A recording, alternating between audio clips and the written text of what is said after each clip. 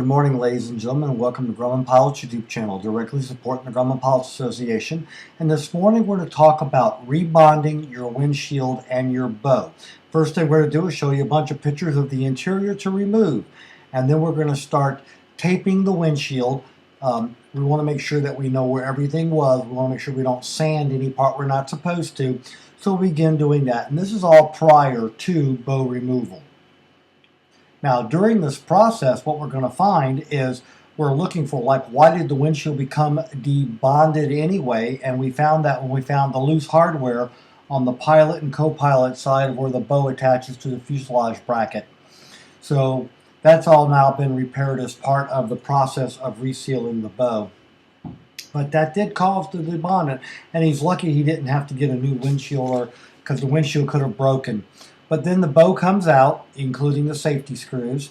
And then once that's all out, it's cleaned and it's sanded. It's sanded and it's cleaned. You do the same thing for the bow. The bow is going to be sanded and cleaned. And then once all that is done, you're coming in with the adhesion promoter, and now you're ready to apply sealant. And then the sealant goes on. You want a good bead on the windshield side, and you want a good bead on the bow side. But again, before you actually apply the sealant, now that everything's clean, you want to apply the special LP Aero adhesion promoter sealant. Apply that, and now you're ready to go get your finger in a glove and spread the sealant.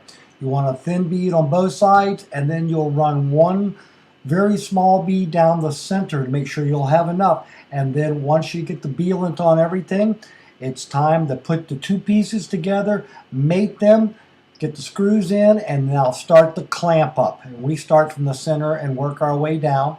But as you see, everything's clamped up, little wood blocks under the C-clamp so we don't damage the windshield at all. All went into place very nicely.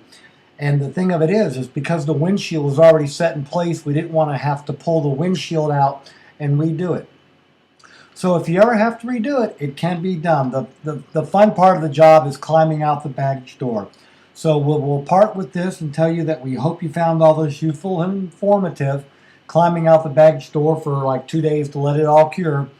Again, thanks for watching. Hope you found this useful and informative, and have a good day flying your Grumman.